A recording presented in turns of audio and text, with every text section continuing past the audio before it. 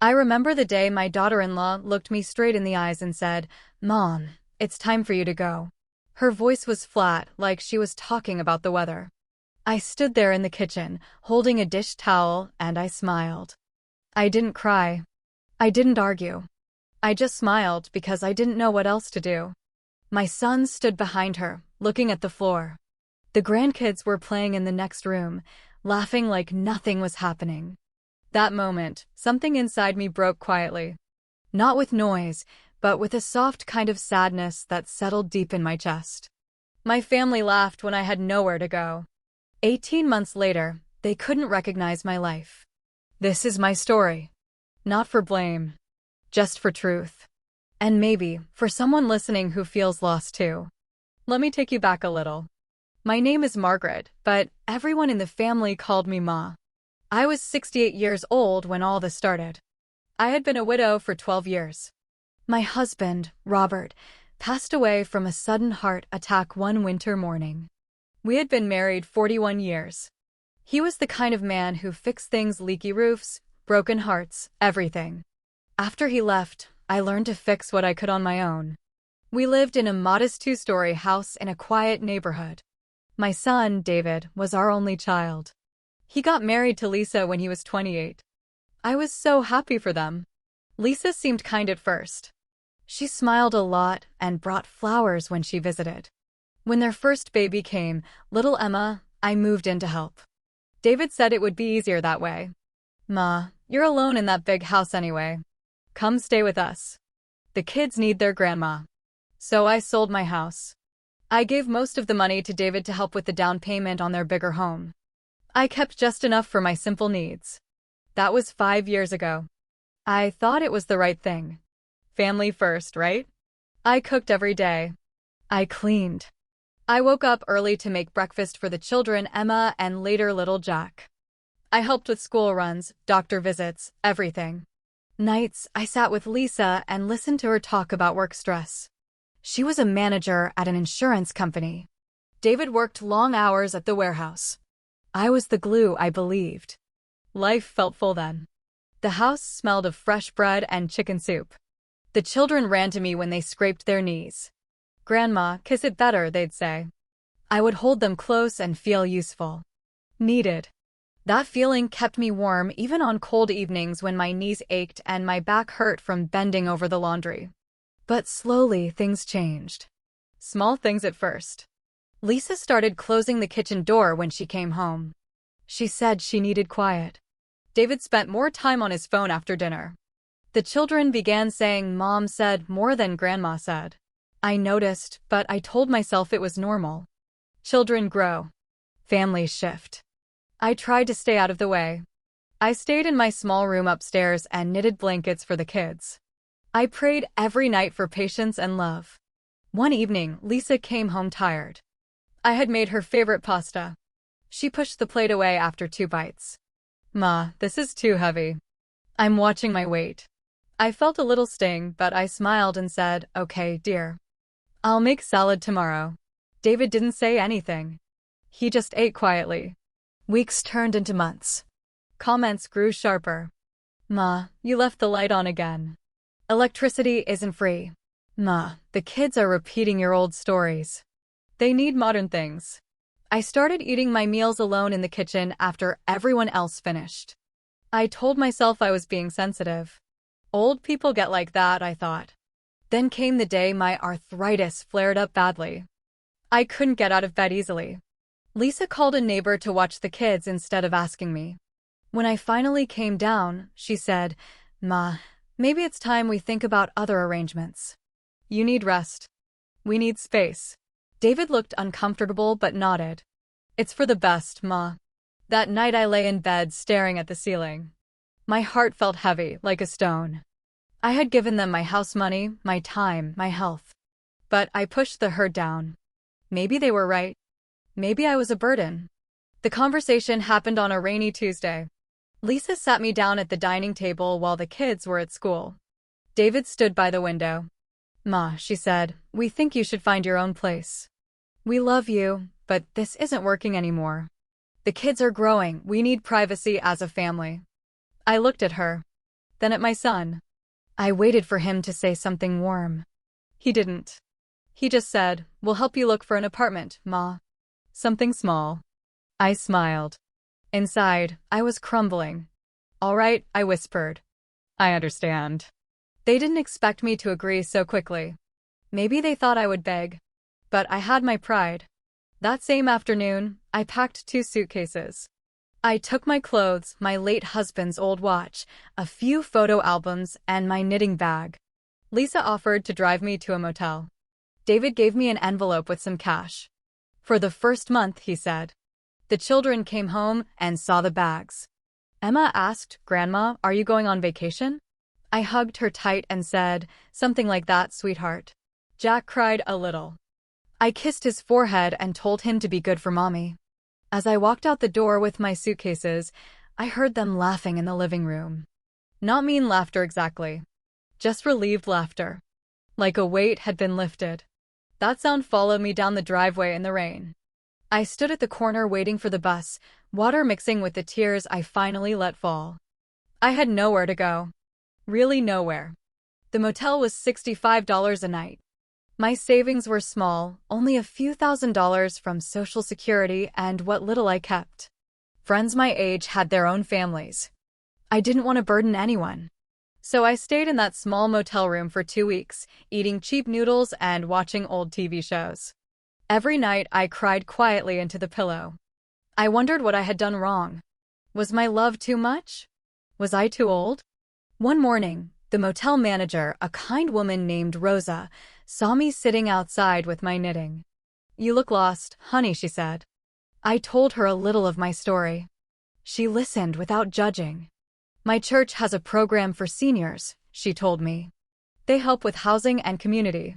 You don't have to be alone." I went there the next day. It was a simple community center. They had small shared apartments for people like me. Not fancy, but clean and safe. I moved in with 2 other older ladies, Betty and Grace. Betty was funny and loud. Grace was quiet like me. We became friends fast. For the first time in years, I felt seen. Not as a helper, but as a person. But the pain was still there. My son called once a week at first. Short talks. "How are you, Ma?" "Fine," I always said. He never invited me back. The grandkids asked about me sometimes, Lisa told me. But visits were rare. I felt forgotten. Those first months were the hardest. I would sit on the small porch of the shared apartment and remember family dinners. The way Jack's laughter filled the room. Emma's drawings on the fridge. Now my fridge had only one photo of all of us from 2 Christmases ago. I touched it every morning and whispered, "I miss you." Money was tight. I used my Social Security for rent and food. I started looking for small ways to earn. At the community center, they had a craft table. I knitted scarves and baby blankets. One lady bought a scarf for her granddaughter. She paid me $20. That little bit of money felt huge. It was mine. Not given out of duty, but earned with my hands. Betty saw how much I loved it. "Margaret, you should sell these properly," she said. We made simple signs and put them up at the local library and church. Slowly, orders came. 5 scarves one week. 10 the next. I stayed up late knitting, my fingers hurting, but my heart felt lighter. Each stitch was a prayer. A way to turn sadness into something warm for others. I also started walking every morning. The park near the center had a pond. I fed the ducks and talked to them sometimes. Silly, I know. But it helped. One day, an older gentleman named Thomas sat on the same bench. He was 72, a retired teacher. His wife had passed 3 years earlier. We talked about flowers and books. Nothing big. Just gentle conversation. He listened when I shared a little about my family. He didn't offer advice. He just said, "You have a good heart, Margaret. Don't let it stay hidden." Friendship grew slowly with Thomas. We had coffee at the center cafeteria. He showed me how to use a simple tablet to sell my knitting online. I was scared of technology, but he was patient. One button at a time, he laughed. Soon I had a small page where people could order. Word spread through church groups. My little business grew. Meanwhile, back with my family, things were different. David lost some hours at work. Lisa's job became stressful. The kids missed their routines. I heard bits from phone calls. They seemed tired. But they never asked me how I was doing beyond the quick fine. 6 months in, I had saved enough to buy better yarn and a small sewing machine secondhand. I started making custom blankets with names embroidered. People loved them for baby showers. My earnings covered all my bills and left a little extra. I bought myself a new winter coat, not expensive, but soft and blue, my favorite color. When I wore it, I felt new. The community center held a small fair. I had a table with my knitting. People came by. An old neighbor from my previous life recognized me. "Margaret? You look different. Peaceful." I smiled and said, "I'm finding my way." That night, Thomas brought me flowers. Simple daisies. We sat on the porch and watched the sunset. I felt something I hadn't felt in years, quiet joy. Not the big happiness of youth, but a deep, steady warmth. The turning point came around the 9th month. My daughter-in-law called one evening. Her voice was different. Strained. "Ma, can the kids come stay with you for a weekend? We need a break." I was surprised. I said yes, of course. When David dropped them off, he looked thinner. Emma hugged me tight. "Grandma, your place smells nice. Like cookies." I had baked simple sugar cookies that morning. The weekend was beautiful. We knitted together, simple chains for the kids. We walked to the park. I told them stories about their grandpa. Jack said, "Why don't you live with us anymore?" I didn't know how to answer. I just hugged him and said, "Sometimes grown-ups need different homes." When David came to pick them up, he saw my little display of knitted items. "You made all this?" he asked. I nodded. He looked around my small but cozy space, fresh curtains I had sewn, plants on the windowsill, photos of the kids framed nicely. He seemed quiet. After they left, I sat down and cried. Not from sadness this time, but from a mix of feelings. I had built something. With my own hands and heart. Word got around in the family. My sister called from another state. She told me David had mentioned I was doing okay. My old friends from church started visiting. The community embraced me. I joined a seniors choir. My voice wasn't strong, but singing lifted me. Thomas and I grew closer. We went on gentle walks. He made me laugh with his teacher jokes. One evening he held my hand and said, "Margaret, you've shown me it's never too late to start again." I realized then that leaving that house wasn't the end. It was the beginning of knowing myself again. I had spent so many years pouring into others that I forgot I had dreams too. Small ones, making beautiful things, having quiet mornings with tea, helping at the food pantry once a week. 18 months after I left with my suitcases in the rain, I had my own little life. A small but steady income from my knitting business. True friends. A gentle companion in Thomas. And most importantly, peace in my heart. Then came the day they saw it all. David called and asked if the whole family could visit. I said yes. They arrived on a sunny Saturday. Lisa looked exhausted. David carried groceries. The kids ran to me with drawings. They stepped inside my apartment. Betty and Grace had come over to help me set a nice table. There were fresh flowers, homemade bread, and a big knitted blanket for each child with their names. Lisa touched the blanket softly. "You made this?" she asked quietly. I nodded. We ate together. The children laughed and showed me their schoolwork. After lunch, David walked around looking at everything. He saw the small shelf with orders waiting to ship. He saw the photo of me and Thomas at the park fair.